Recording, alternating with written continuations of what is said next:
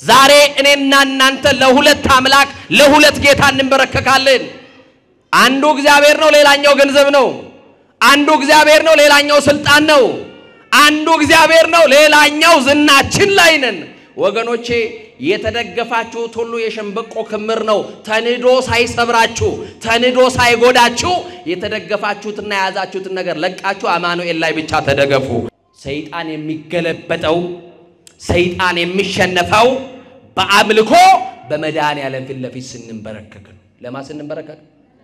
ለማ ስንበረከክ ለስላሴ ስንበረከክ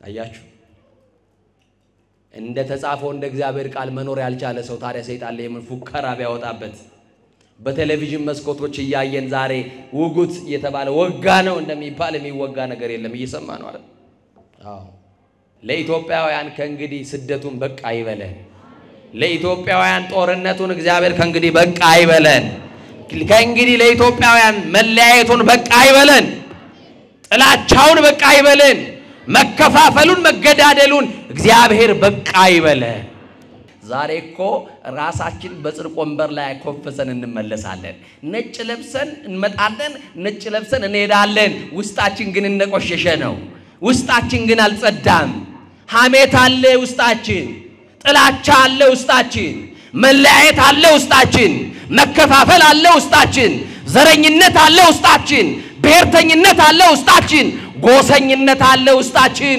ሰፊ ሀገር ይዘን መንደር ወርደናል እንዲህ ባለ ቆሻሻ ማንነት ውስጥ ነጭ ያለበሰን ከክብራችን የተነሳ አይደለም ነጭ ያለበሰን አማኑኤል እንደ ምሕረቱ ብዛት ነው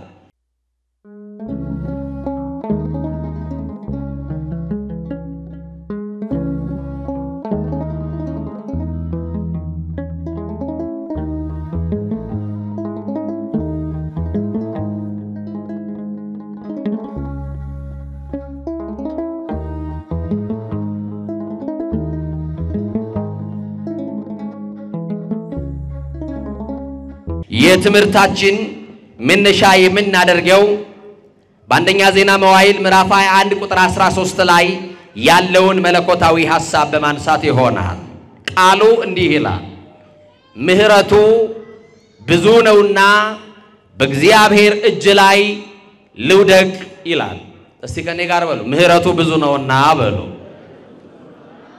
በጣም ብዙ ህዝብ ነው ያለውና እንደው አስቸገረን እንዳትሉ በማርያም እህቶች እስቲ እናንተ እስቲ በሉ ቀደሙና ወንዶች ዝም በሉ ምሕረቱ ብዙ ነውና አያችሁ እንደ ንብ ነው ድምጻቸው እንዳትበለጡ ኋላ እናንተ ስሙ በደም ምሕረቱ ብዙ ነውና በሉ እስቲ በእግዚአብሔር እጅ ላይ ልውደቅ ምኑ ብዙ ነውና እሺ ወንድሞቼ ቀጥሉ ምሕረቱ ብዙ ነውና አረ እነሱ አስተበለጠ መሰለኝ አዳላህ እንዳትሉኝ ምሕረቱ ብዙ ነውና በእግዚአብሔር እጅ ላይ ልውደቅ ምኑ ብዙ ነውና ከወደቅን በማን እጅ መውደቅ ይሻለናል ውድቀታችሁን በሚፈልጉ ሰዎች እጅ ላይ አማኑኤል አይጣላችሁ ጉድጓድ በሚቆፍሩላችሁ ክፉ ሰዎች እጅ ላይ እግዚአብሔር አይጣላችሁ አንድ ጊዜ እጄ ላይ በገባ ብሎ ቀን በሚጠብቅልህ ክፉ ሰው እጅ ላይ አይጣል ከወደቅን የማን እጅ ይሻለናል ብንወድቅ የሚያነሳን የማን እጅ ብቻ ነው ለመውደቅ ስንፍገመገም የሚደግፈን ማን ብቻ ነው የዘመመው ጎጆአችንን ያቆመልን ማን ብቻ ነው በፈረሰው ቅጥራችን ላይ ሙሉ ሆኖ የሚቆምልን ማን ብቻ ነው አረ አማኑኤል ነው ክብር ለስሙ ይሁን መድኃኒዓለም ብቻ ይሄንን ቃል የተናገረው ልበ አምላክ ቅዱስ ዳዊት የተናገረው ቃል ነው ዳዊት ባለአእምሮ ነው ዳዊት መንፈሰ ጠንካራ ነው እግዚአብሔር እንደ ልቤ ያለው ነው ዳዊት ይገርማችኋል ዳዊት እንደኔና እንደናንተ አግሮምራሚ አይደለም አምልኮ ያውቃል ዳዊት ለማን እንደሚበረከክ ለማን እንደሚገዛ ጠንቅቆ ያውቃል ወገኖቼ ዛሬ እኔና እናንተ ለሁለት አምላክ ለሁለት ጌታ እንበረከካለን አንዱ እግዚአብሔር ነው ሌላኛው ገንዘብ ነው አንዱ እግዚአብሔር ነው ሌላኛው ስልጣን ነው አንዱ እግዚአብሔር ነው ሌላኛው ዝናችን ላይ ነን ወገኖቼ የተደገፋችሁት ሁሉ የሸንበቆ ክምር ነው ተንዶ ሳይሰብራችሁ ተንዶ ሳይጎዳችሁ የተደገፋችሁትና ያዛችሁት ነገር ለቃችሁ አማኑኤል ላይ ብቻ ተደገፉ ማን ያስደግፋል አረ ንገሩኝ ማን ያስደግፋል ብትደገፉት ክንዱ የማይዝል ማን ብቻ ነው? አረ ለአማኑኤል ክብር ይሁንለት ለመድኃኔዓለም እሱ ብቻ።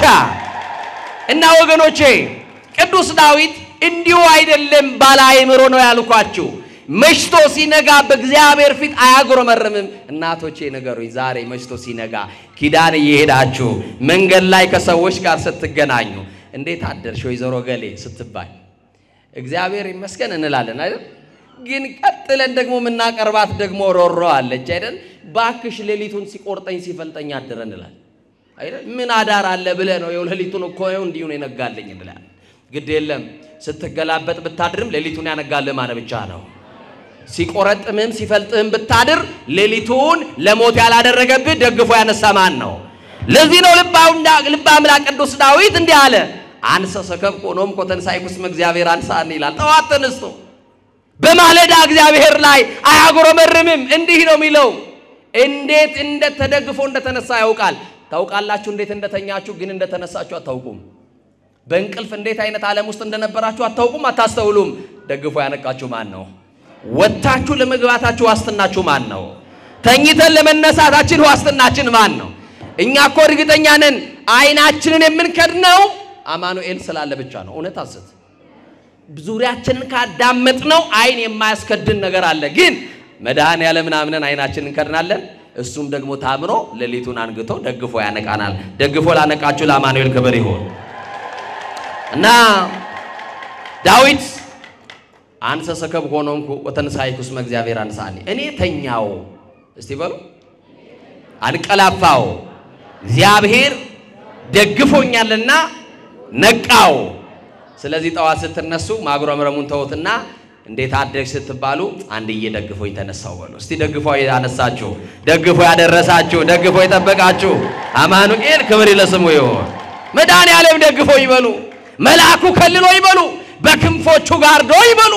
ሰዎች ሲጠይቋችሁ አንዳንድ ጊዜ እኮ ይሞታሉ ብለው የሚወራረዱብን ሰዎች አሉ። ይሄንን ዓመት አያልፍም ብለው የሚወራረዱብን ሰዎች አሉ። እኔ ከመወራውረው ካመለጠ ብለው የሚዝቱብን ሰዎች አሉ። ይኸውላችሁ እንደ ገዳዮችማ ቢሆን ተገድለን አልቀናል። እንደማን ግን አለን? እንደማቸርነት አለን። ባለ ብዙ ምሕረት በሆነው በእግዚአብሔር እጅ ላይ ስለተደገፍን በሱ እጅ ላይ አለን። ወገኖቼ ቅዱስ ዳዊት ይሄ ብቻ አይደለም። እግዚአብሔር ኃጢአትን ይቅር የሚል ከባቴ አበሳ ገመና ሸፋኝ ነውርን የሚከድን እንደሆነ ሲገባው ብፁዓን ለተሐርገሎሙ ኃጢአቶሙ እያለ በእግዚአብሔር ፊት እንዲህ ይናገራል። ኃጢአታቸውን ይቅር ያላቸው ሰዎች ብፁዓን ናቸው። በደላቸውን ያላሰበባቸው ያልቆጠረባቸው ሰዎች ምስጉን ናቸው፣ ብፁዓን ናቸው ይላል። ወገኖቼ የተሸፍኖልን ነው እዚህ የገባነው። እውነት አሰት እኔ ባይሸፈንልኝ እዚህ አልቆምም። ማምላክ ምስክሬ ስንት ጉድ አለብኝ፣ ስንት ነውር አለብኝ። ነውሬን ከድኖ በምሕረቱ ግን ያቆመኝ አማኑኤል ነው። ዳዊት ይሄ ሲገባው እንዲህ አለ። ገና ወደ እግዚአብሔር ቤተ መቅደስ ሲመጣ እኔ ግን አለ በማርያም በሉ እናንተ ድምጻችሁን ከፍ አድርጉ። በምሕረት ብዛት ወደ ቤት እገባለሁ። በምን ብዛት? አረ ነገሩኝ በምን ብዛት? ስለዚህ እዚህ ያለ ነው ምሮን እንጂ መርምሮን አይደለም። ክብር ለስሙ ይሁን። ምሕረት የተደረገልንን ይቅር የተባልንን ኃጢአታችን የተከደነልን ሰዎች ነን። ዳዊት ይሄ ብቻ አይደለም።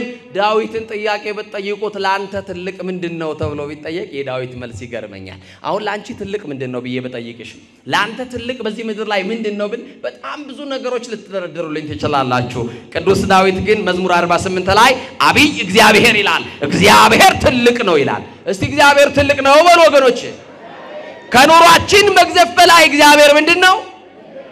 አዎ በኑሮ ያለው ውጣ ውረድ ኑሯችንማ የተራራን ያክል ገዝፎ እየታየ መከራችን የተራራን ያክል ገዝፎ ታይቶን መውጣት የማንችለው ተራራ ከፊት ለፊታችን ይደቀናል። ከተራራው በላይ ግን እግዚአብሔር ምንድነው? ከኑሯችን በላይ ማን ትልቅ ነው? እግዚአብሔር ትልቅ ነው። ትልቁ እግዚአብሔርን ይዛችሁ ምን ታጣላችሁ? ከትልቁ ከእግዚአብሔር ጋር ተጣብቃችሁ ምን ይጎልባችኋል? አማኑኤልን ይዛችሁ መድኃኔዓለምን ይዛችሁ የሁሉ ባለቤት ላይ ተደግፋችሁ የሁሉ ባለቤት ጋር እየተንበረከካችሁ ምን ታጣላችሁ? ምን ይጎልባችኋል? ወገኖቼ እና ይገርማችኋል። ዳዊት ደግሞ እንደ ዳዊት ኃጢአቱን በእግዚአብሔር ፊት የሚያምን ደግሞ የለም። ኃጢአትን በእግዚአብሔር ፊት እንደ ዳዊት የሚያምን የለም። እንዲህ ይላል አቤቱ እንደ ቸርነት መጠን ማረኝ ይላል። እንደምን መጠን እንደ ቸርነት መጠን ማረኝ፣ መተላለፌን ደምስስልኝ፣ አንተን ብቻ በደልኩ፣ በፊትህም ክፉ ስራ ሰራው እያለ በእግዚአብሔር ፊት ለፊት ኃጢአቱን ያምናል። ዛሬ እኮ ራሳችን በጽድቅ ወንበር ላይ ኮፈሰን እንመለሳለን። ነጭ ለብሰን እንመጣለን፣ ነጭ ለብሰን እንሄዳለን። ውስጣችን ግን እንደቆሸሸ ነው። ውስጣችን ግን አልጸዳም። ሐሜት አለ ውስጣችን፣ ጥላቻ አለ ውስጣችን፣ መለያየት አለ ውስጣችን፣ መከፋፈል አለ ውስጣችን፣ ዘረኝነት አለ ውስጣችን፣ ብሔርተኝነት አለ ውስጣችን፣ ጎሰኝነት አለ ውስጣችን። ሰፊ ሀገር ይዘን መንደር ወርደናል። እንዲህ ባለ ቆሻሻ ማንነት ውስጥ ነጭ ያለበሰን ከክብራችን የተነሳ አይደለም። ነጭ ያለበሰን አማኑኤል እንደ ምሕረቱ ብዛት ነው። አማኑኤል ሸፍኖልን ነው። መድኃኔዓለም ከድኖልን ነው እንጂማ ስራችን በእግዚአብሔር ፊት ቢገለጥ መስህ ኃጢአትን ተታቀብ እግዚኦ መኑ ይቀውም ቅድሜ ካደለ ያለው ኃጢአትን ብትጠባበቅ በፊት ማን ይቆማል እኮ ነው ያለው። እግዚአብሔር ኃጢአታችንን ቢቆጥርብን ኖሮ በእግዚአብሔር ፊት ባለሞገስ ሆኖ የሚቆም ማንም የለም። ተሸፍኖልን ግን ቆመናል። ይሄንን ነገር እንዳትረሱ ወገኖቼ። የሰማችሁኝ ነው? ተሸፍኖልን ይቆም ነው። ይገርማችኋል። አንዳንድ ጊዜ እግዚአብሔር ይቅር ያለን ሰዎች ነን። እየሰማችሁኝ ነው? ዛሬ መድኃኔዓለምን የምናገለግለው ይቅርታውን ስለምናውቅ ነው። ብዙ በደላችን ስለተተወልን ነው። ብዙ ኃጢአታችን ስለተሰረዘልን ነው። እንደ ምሕረቱ ብዛት በምሕረቱ ብዛት ስለተጎበኘን ነው። ባለ ብዙ ምሕረት በሆነው በአማኑኤል ስለተጎበኘን ነው። አንዳንድ ሰዎች በድፍረት አባትነታችንና ክህነታችንን ይረሱና በውስጥ መስመር ይጽፉልናል። እየሰማችሁኝ ነው? በጣም ነውር የሆኑ ነገሮች ፕሮፋይላቸው ሲታይ የእመቤታችን ስዕል አለው። ፕሮፋይላቸው ሲባል የኢትዮጵያ ኦርቶዶክስ ተዋሕዶ ቤተክርስቲያን አርማ አለው። ወገኖቼ ራእይ ዮሐንስ ላይ እንዲህ ይላል። የሰማችሁኝ ነው? ዲያብሎስም ይላል የስድብ አፍ ተሰጠው። ክርስቲያን የሚሳደብበት አፍና ልሳን አልተሰጠው። የሰማችሁኝ ነው? እንደው ጊዜው እስቲ ቢሰጠን እንደው የሰው ኃጢአት ለመቁጠር በቂ ነው። ያውን ያለን ቀሪ ሂሳብ ቀሪ እድሜያችን የሰው ምናወራበት ይሆን? ስለ ራሳችን ኃጢአት ምናለቅስበት ነው ወገኖች። ግድ የላችሁ። እኛን በድል ይሆናል፣ እኛን እናጠፋ ይሆናል፣ እኛን ደክም ይሆናል። ግን ሁሉ ስለ ራሱ ቢያለቅስ ጥሩ ነው። እየሰማችሁ ነው? ቅዱስ መጽሐፍ የሚናገረው አንዱ የአንዱን ሸክም ይሸከም ይላል። እየሰማችሁ ነው? እግዚአብሔር በደላችን ስላልቆጠረ ነው። ሌላው ቅዱስ ዳዊት ህመም ሲሰማው እንዲህ ብሎ ይጸልያል። እስቲ ህመም ሲሰማችሁ ምን ብላችሁ ምትጸልዩ? እሰይ የኔ እናት ምን አሉ እናታችን? የሰማችሁ ንገሩኝ።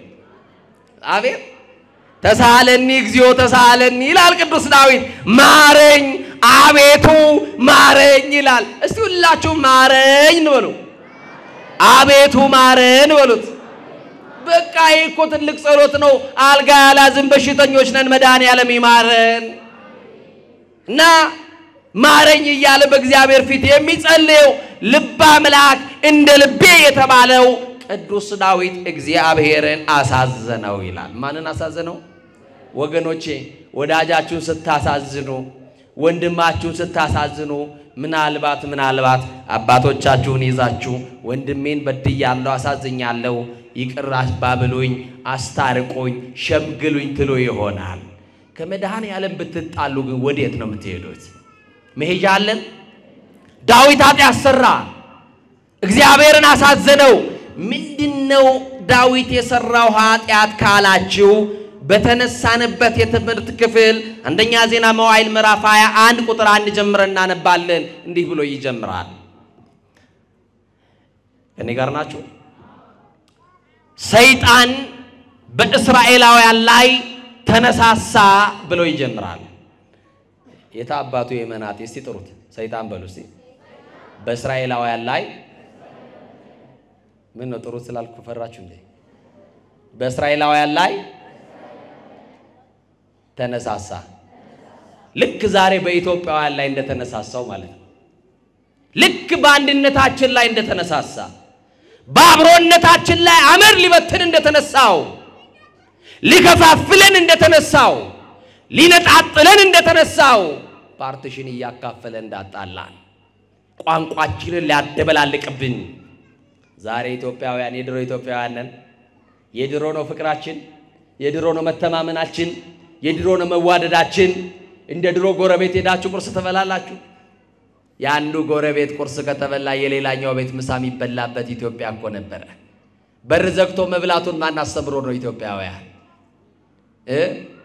ሻክቶ የሚደፋ እህል ላይ ስስታም ያደረገን እንዴት ያለው አጋንንት ቢያገኘን ነው ወገኖች እና ወገኖቼ ሰይጣን በእስራኤላውያን ላይ ተነሳሳ ካለ በኋላ ዝቅ ብላችሁ ስታነቡ ዳዊትንም ቀሰቀሰው ይላል ልብ አድርጉ ማንን ቀሰቀሰው ማንን ቀሰቀሰው ዳዊትን ቀሰቀሰው በትጋት ያለገለገለ ያለው ለጥፋት ይቀሰቅሳል ሰይጣን ክፉ ነው ታማኙን ለተንኮል ይቀሰቅሰዋል ለአድማ ይቀሰቅሰዋል ሰይጣን ክፉ ነው ጻድቁን ለዝሙት ይቀሰቅሰዋል ሰይጣን ክፉ ነው አሁን በዚህ መድረክ ላይ ስለ ሰይጣን ዕውቅና እየሰጣችሁ እንዳልሆነ ትረዱኛላችሁ ሰማችሁኝ አይደል አሁን ሰይጣን ሲባል የታባቱ እኔ የገሌ ልጅ ብላችሁ ነው ፍቅሩት አይደል ሰይጣን ሲባል እኔ ማርያም ልጅ እኔ የገልዬ ልጅ በቃ በባዶ ፉከራ ደርግ ትቶት በሄደው በአብዮቱ ዘመን ፉከራ ሰይጣን አይገለበጥም ሰይጣን የሚገለበጠው ሰይጣን የሚሸነፈው በአምልኮ በመድኃኒዓለም ፊት ለፊት ስንበረከክ ለማ ስንበረከክ ለስላሴ ስንበረከክ አያችሁ እንደ ተጻፈው እንደ እግዚአብሔር ቃል መኖር ያልቻለ ሰው ታዲያ ሰይጣን ለምን ፉከራ ቢያወጣበት በቴሌቪዥን መስኮቶች ያያየን ዛሬ ውጉት የተባለ ወጋ ነው እንደሚባል የሚወጋ ነገር የለም እየሰማ ነው አይደል አዎ ዳዊት ብርቱ ነው ዳዊት እግዚአብሔር የወደደው እንደ ልብ የተባለ ሰው ነው የሰይጣን ዓላማ ምንድነው ካላችሁ ዳዊትን የቀሰቀሰው ለምንድነው ካላችሁ ከእግዚአብሔር ጋር ሊያጣላው የሰማችሁ ነው አይደል ሊያጣላው የወንድሞች ከሳሽ የተባለው አበኋላ ሐሰት የተባለው ሰይጣን ምንም እውነት የሌለበት ያሰጥ አባት ሰይጣን ዳዊትን ቀሰቀሰው ለርኩሰት ይቀሰቅሳል ለዝሙት ይቀሰቅሳል ሰው ለመግደል ይቀሰቅሳል ለሐሜት ይቀሰቅሳል ለጥፋት ይቀሰቅሳል ለስርቆት ይቀሰቅሳል ብቻ ዳዊትን ቀሰቀሰው በጆሮው የሆነ ነገር ሹካለው የሰማችሁኝ ነው አይደል በሉቃስ ወንጌል ምዕራፍ 19 ላይ በጣም የሚገርመኝ ቃል አለ የክብር ባለቤት ለስም አጠራሩ ክብር ምስጋና ይግባውና አምላካችን መድኃኒታችን ኢየሱስ ክርስቶስ ደቀ መዛሙርቱ ተኝተው ያለ ቀሰቀሳቸውና እንዲህ አላቸው ከኔ ጋር ናችሁ ሰይጣን እንደ ስንዴ ሊያበጥራችሁ ለመነኝ አላቸው ማን ፈራችሁ አይደል አይዟችሁ የመድኃኒዓለም ደሙ ምን ይፈራል እስቲ ሰይጣን በሉ እንደ ስንዴ ሊያበጥራችሁ ለመነኝ እኔ ግን በሉ እምነታችሁ እንዳይጠፋ ከለከልኩላችሁ አሁንም አበጣሪው መንፈስ ይከልክልልን የዝሙቱ ሰፌር ላይ እንዳያበጥረን ይከልክልልን የክፋቱ ሰፌር ላይ እንዳያበጥረን ይከልክልልን የአድማ ሰፌር ላይ እንዳያበጥረን ይከልክልልን የተንኮል ሰፌር ላይ እንዳያበጥረን አበጣሪው መንፈስ ይከልክልልና ስንዴ እንዴት እንደሚበጠር እናቶቼ ታውቃላችሁ አይደለ እንዴት የታደረሳችሁ እንደምትመልሱት መከራውን አሳይታችሁ እንደምትመልሱት ሰፌር ላይ ታውቁታላችሁ ይሄው ሰይጣን ዛሬ እንደ ስንዴ ያበጠረን ነው የዝሙቱ ሰፌር ላይ ወጣቶች ንስሐ ገቡ ሰይጣን የአድማ የምቀኝነት የተንኮል የስም ማጥፋት ሰፌር ላይ እያበጠረን ነው አንዳንድ ጊዜ ለእምነታችን የተሟገተን እየመሰለን አባቶችን ሁሉ በድፍረት የምንሳደብ ደፋሮች አድርጎናል ሰይጣን ለቤተ ክርስቲያን የተቆረቆርን እየመሰለን ግን አይምሰላችሁ ቤተ ክርስቲያንን እያፈረስናት ያለነው እኛው ነን ለቤተ ክርስቲያን ጠላት እኛ ነን ይሆነው ሰድቦ ለሰባዳቢ እየሰጠን ያለነው ቤተ ክርስቲያን እኛ ነን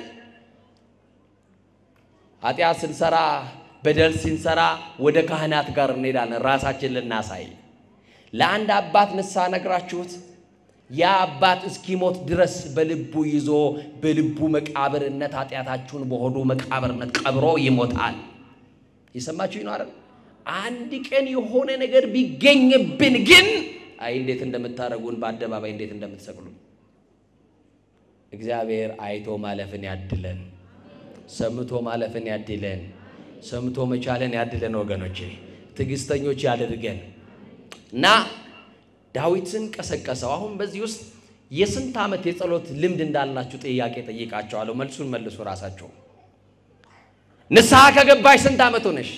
መቁረብ ከጀመርክ ስንት ዓመት ሆነክ? ቤተ መቅደስ ገብተህ ማስቀደስ ከጀመርክ ስንት ዓመት ሆነ? ሰዓታት መቆም ከጀመርክ ማይሌት መቆም ከጀመርሽ ኪዳን እያስቀደሽ የኪዳኑን ጸሎት ከተካፈልሽ ስንት ዓመት ሆነሽ?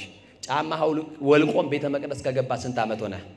ሰይጣን የ7500 ምናምን ዓመት የውጊያ የተንቆል የክፋት ልምድ አለው። አሁን ማወራላችሁ እንደ ተራ የምታዩትን ይሰማችሁኝ ነው። የስንት ዓመት ከቆጠራችሁት አዳምና ሔዋንን ካሳሳተበት የ7500 ዓመት የውጊያ የበረቱትን እንዴት አድርጎ እንደጣለን እናውቃለን። ታማኞቹን እንዴት አድርጎ እንደጣለን እናውቃለን። ደግሜ መነግራችሁ ዕውቅና ለመስጠት አይደለም። አንቺ የ2 ዓመት እንደው የጸሎት ልምድ አለሽ ወይ ነው ሰይጣን ላይ።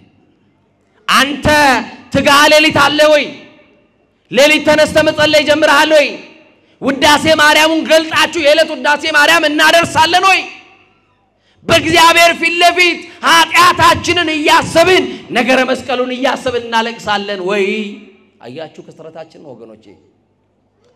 ጠላት ዲያብሎስ እንቅልፍ የሌለው የ7500 ዓመት የተንኮልና የውጊያ ልምድ አለው። እኔና እናንተ ግን የ1 ዓመት እንኳን የጸሎት ልምድ የለንም።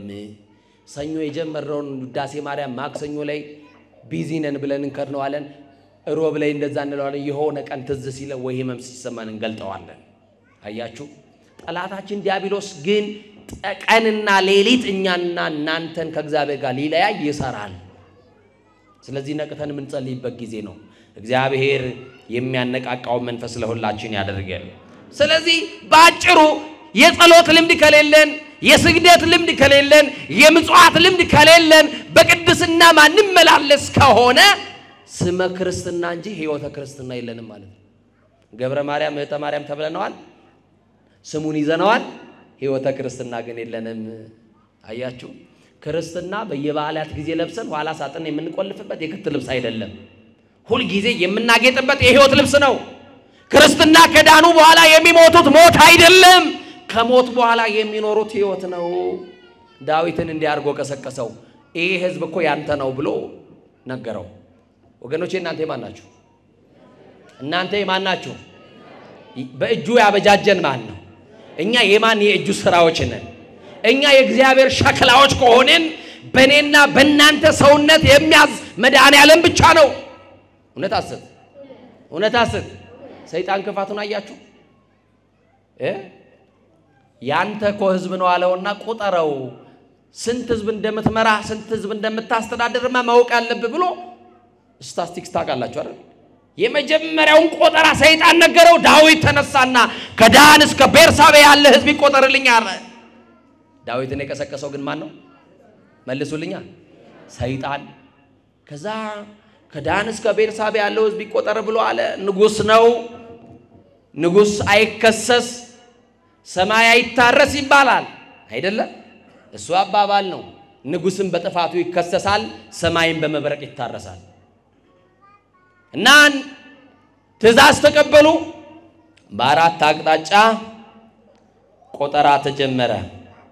በጣም የሚገርም ነው። 1,100,000 ህዝብ ሰዎች ከእስራኤል ተቆጠሩ። ስንት ሰው?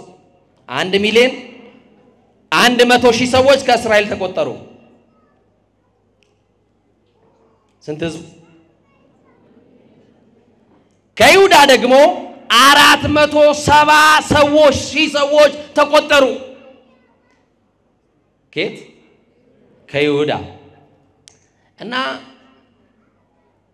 የይሁዳንና የሌዊና የብንያም ነገር ሳይቆጠሩ ቁጥሩ ይሄ ነው ብለው ለዳዊት ሄዱና አስታወቁት። ከዛ ዳዊት ንጉስ ነው። ስንት ደንገጡር እንዳለው፣ ስንት ወንድ፣ ስንት ሴት፣ ስንት ሕፃን በሀገሩ እንዳለው ቁጥሩን ያውቃል። ይሄንን ያክል ህዝብ እኮ ሰፍሬ የማበላይ የማጠጣ ነኝ ሊል ነው። ቅዱስ ወንጌል ደግሞ እንደዚህ ይላል፣ የናንተስ የራሳችሁ ጸጉር ሳይቀር ተቆጥሯል ይላል። የሰማችሁ ይናል። ንጉስ ዳዊት በቁጥር በአሃዝ 1 2 3 ብሎ ነው ያስቆጠራቸው። የፈጠረን እግዚአብሔር ደግሞ የራሳችን ጸጉር ሳይቀር ምን ብሎታል? ቆጥሮታል።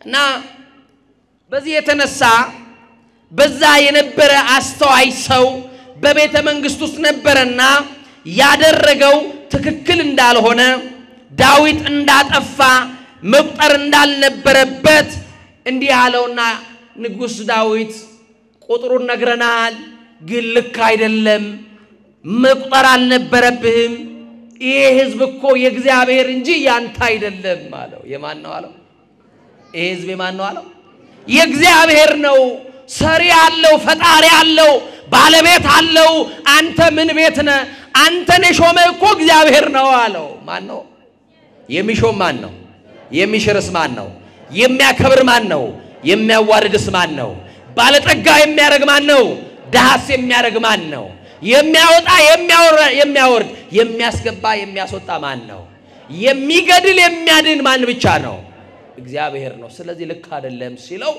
ዳዊት ወደ ልቡ ተመለሰ ወደ ልባችን እንድንመለስ እግዚአብሔር መንፈስ ቅዱስ ይርዳል እግዚአብሔርን አሳዘኘዋለሁ እጅግ ተጨነቅያለሁ አለ እስቲ በሉ እጅግ ተጨነቅያለሁ በሉ እምንጨነቅበት ጭንቀት ይለያያል እንጂ ዛሬ በህይወታችን ውስጥ ጭንቀቶች አሉ የማይጨነቅ ሰው የለም ትምህርት የተማረው ስራ በማጣት ይጨነቃል ትምህርት ደግሞ ያልጨረሰው ደግሞ ነገ ስለማለፍ ስላለማለፍ ከዩኒቨርሲቲ ግራጁዌት ስለማድረግ ኤግዚስት ኤግዛም ይባል ፈተና ያስጨንቃቸዋል አይደል ተማሪዎች ገና ዩኒቨርሲቲ ያላችሁ ተመርቄ ወጣለሁ ወይ ይሁሉ ራሱ ጭንቀት ነው ተማሪው ይጨነቃል አስተማሪው ይጨነቃል ወላጅ ይጨነቃል ልጆች ይጨነቃሉ የምንጨነቅበት ጭንቀት ይለያያል እንጂ በእያንዳንዳችን ቤት ጭንቀት አለ አያችሁ የዳዊት ጭንቀት ደግሞ እግዚአብሔርን በመበደሉ ነው ብዙዎቻችን ስለ ኑሯችን የምንጨነቀው ብዙዎቻችን ስለ ጤፍ ስለ ሽሮ ስለ በርበሬ ነው የምንጨነቀው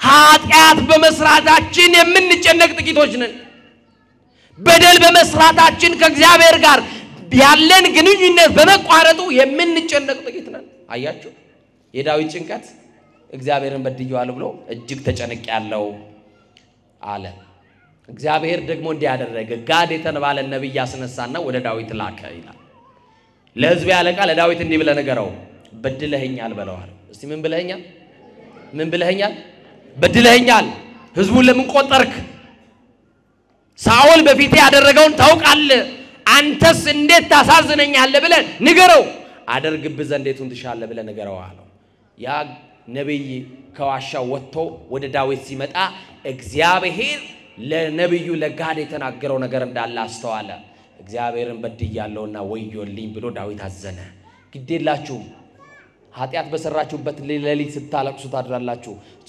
ሲነጋ ግን መጣችሁ ንስሐ ምትገባላችሁ ወይ ኃጢአት በሰራንባት ምሽት ላይ ይጸጽተናል ስናለቅስ ስናነባ እናድር ይሆናል ሲነጋ ግን ለንስሐ ከመጣን እውነተኛ ክርስቲያኖች ነን ወገኖች እና ጋድ መጣ ንጉሥ ሆይ እግዚአብሔር ወደ አንተ ልኮኛል እጅግ ተቆጥቷል እግዚአብሔር በድለኸኛል ብሏል አደርግብ ዘንድ ሶስት ነገር በከተማ አመጣለሁ የቱን ትሻለህ ከሶስቱ አንዱ ምረጥ አለው እግዚአብሔር ዳዊት ምንድነው እግዚአብሔር የሚያደርግብኝ ብሎ የጋድን ንግግር ጠበቀ የሶስት አመት ረሃብ በሀገር ላይ አመጣለሁ ይሄንን ማትመርጥ ከሆነ የሶስት አመት የጠላት ሰይፍ አመጣለሁ ይሄንንም ማትመርጥ ከሆነ የሶስት አመት ጽኑ ቸነፈር በሽታ ሰድብሃለሁ ከነዚህ ከሶስቱ አደርግብ ዘንድ የቱን ትሻለህ ምረጥ አለው የቱን እንችለዋለን ምእመናን አሁን ዛሬ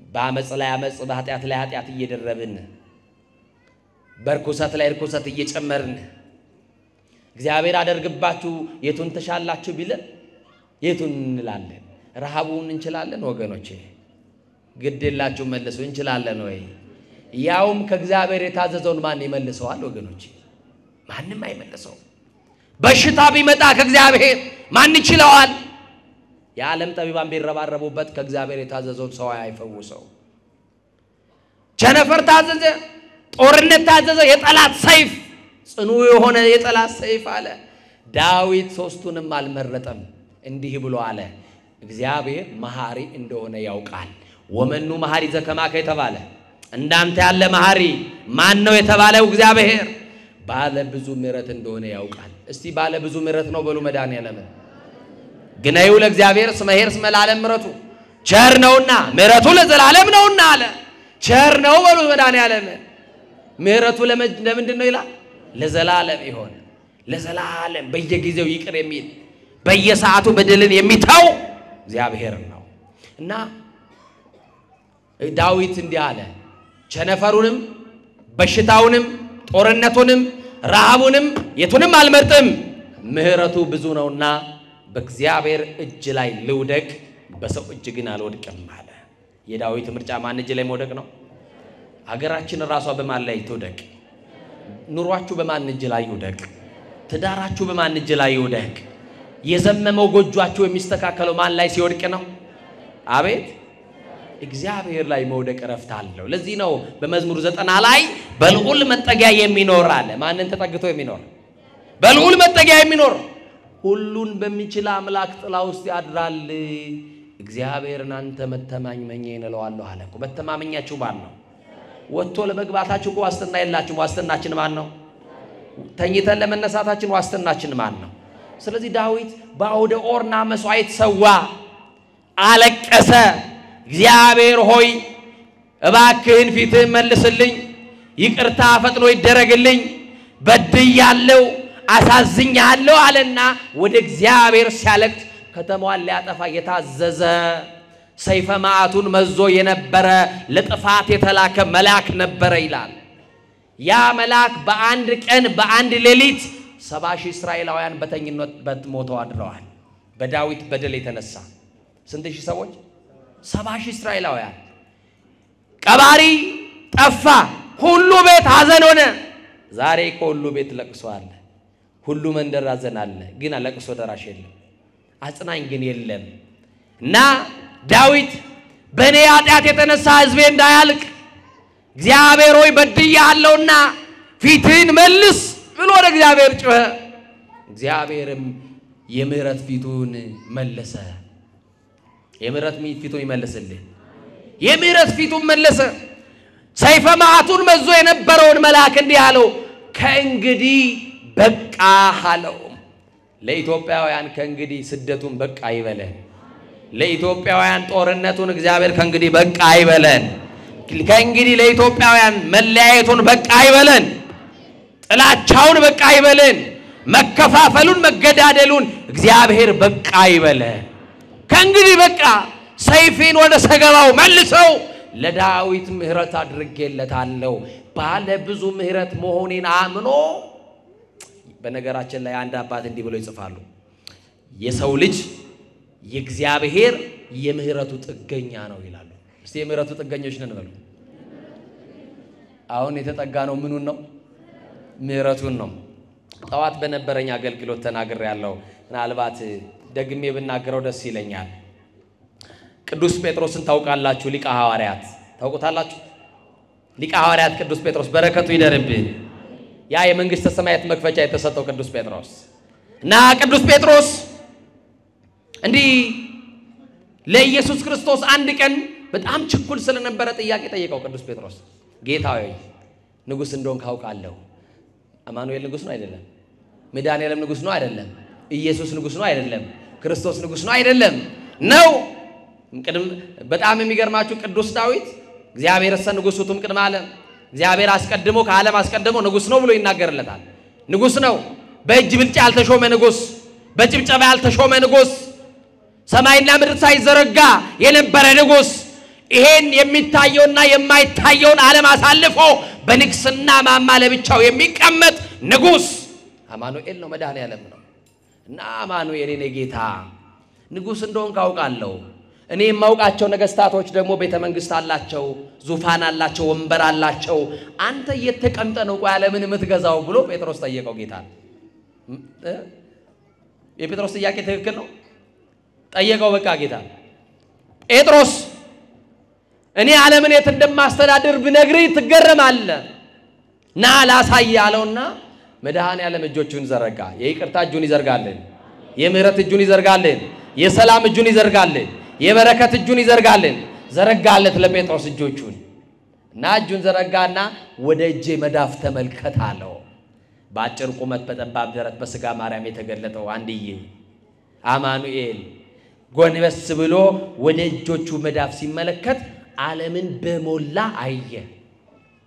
እስክሪፕቶ በሰጣችሁ በእጃችሁ ላይ ወርልድ ማፕ ወይም አፍሪካ ማፕ በስዕል በካርታ አሳዩኝ ብላችሁ እጃችሁ ይበቃል ለስዕል እንደው ይበቃል አይበቃም ምናልባት የኢትዮጵያን ካርታ ሳነሳችሁ እንደው ጂኦግራፊ በደም ጎበዝ ይሆናችሁ ሰዎች አይደለ ታሳዩኝ ይሆናል እንደው ከዛ ውጭ አይሆንም መድኃኔ ዓለም ለጴጥሮስ ሲያሳይ በካርታ አይደለም በስዕል አይደለም ዓለምን በመሃል እጁ አድርጎ አሳየው ያውም የዓለም ህዝብ ለመድኃኔ ዓለም ግማሽና አልሞላም የሰማችሁ ነው ለካ ሲሰፍረን እንዲያርጎ ይጨበጣናል አያችሁ አንዳንድ ቀን ያመጽንበት እንብንላለን የጨበጠን ቀን ግን እፈኛን ሆነ እና ጴጥሮስ ተገረመ ወይኔ መድኃኔ ዓለም ወይኔ ኢየሱስ የኔ ጌታ ሳላውቅ አብሬ ከዋልክበት ውላለሁ ካደረክበት አድራለሁ ዓለምንማ እንደ እንቁላል ተንከባክበ በእጅ እንደያዝክ መቻወኩኝ የተያዛችሁት በመድኃኔ ዓለም እጅ ላይ ነው እንዳትፈሩ የሚዝትባችሁ ጥርስ የሚነክስባችሁ የሚያስፈራራችሁ ሰው አለ ግድላችሁ እኔ የተያዝኩት በመድኃኔ ዓለም እጅ ነው በሉት ጠላታችሁ በማን እጅ ከያዘ በማይለቀው በማን እጅ ካስገባ በማያስወጣው በማን እጅ በማይጥለው በማን እጅ በማይዝለው በማን እጅ እስቲ በእጆቹ ስለተያዛችሁ አመስግኑት መድኃኔ ዓለም በመድኃኔ ዓለም እጅ እና መድኃኔ ዓለም ለካ በእጅ ነው እንደ እንቁላል የተያዘ ነው ብሎ ጴጥሮስ ጠየቀው አዎ እንግዲህ እንዳየ ሆኖ ዓለም ሲለው እባክህ አንድ ቀን ዓለምን ላስተዳድር ስጠኝ አለው ይሆንለት ይሆን እንደው አንድ ቀን ቢሰጠው ጴጥሮስ ምን ሊያረገን ይችል ይሆን በዛ ላይ ችኩል ነው ብያቸዋለሁ እንደው ለናንተ ከኛ መካከል ለአንዳችን አንድ ቀን ቢሰጠን እንደው እቺን ዓለም አንድ ቀን ገልብጠናት ነው እናድረው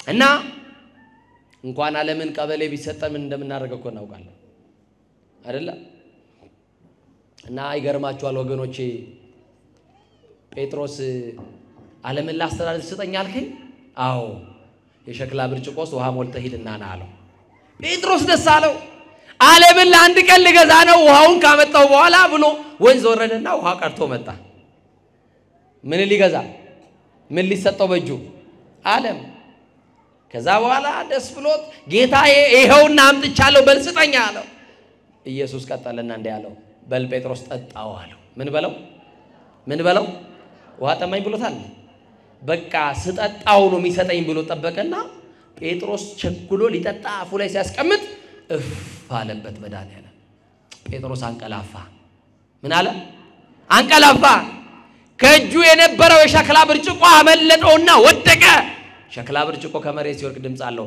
ከሽ የሚለው ድምጽ ከንቀልፎ አነቀው ጴጥሮስ ሲነቃ ውሃውን ጠጥቶታል አየህ ጴጥሮስ አለው እኔ ዓለምን የማስተዳድረው ስለማላንቀላፋ ነው ላንተም አንድ ቀን ብሰጥ በእንቅልፍ ገልብጣ አታደር ነበር አለው ያልጠፋ ነው ከምህረቱ የተነሳ ነው ብላችሁ አመስግኑት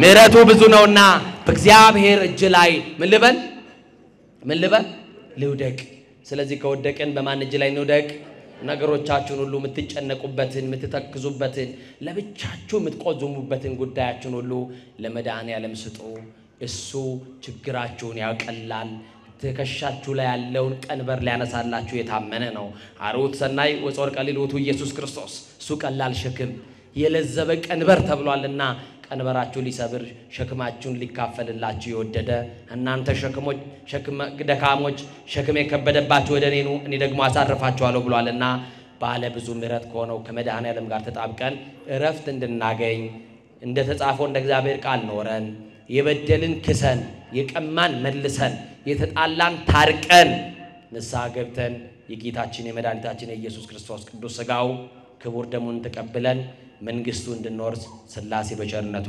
ይርዳን ይህችን ዓለም መውደድ ልብን ያውካል መንፈሳዊን ታጨልማለችና ዓለምን የናቁ በዲያብሎስ ላይ ዘመቱ መነኮሳት በምስራቅ በለሳ ማር ቅዱስ ሚካኤል አንድነት ገዳም ከትመዋል ገዳማት በቅዱሳን አባቶች ጸሎት ታጥረው የሚኖሩ ስለ ሀገር ሰላምና አንድነት የሚጸልዩ የመነኮሳት ሰፈር ናቸው ዛሬ ግን የማር ቅዱስ ሚካኤል አንድነት ገዳም በችግር ላይ ይገኛል ድርቅ ጦርነት የማረፊያ ባታ ለመኖር የውሃ የመብራት የመንገድ አለመመቻቸት ብቻ ብዙ ወዲህ ገዳሙን አስልቶ ለማቆየት የሚደረግ ግብግብ አዎ ገዳማውያን ይጣራሉ ምጽዋት ማድረግ እግዚአብሔር የሚሰጥ የርህራሄ ልብ ነው።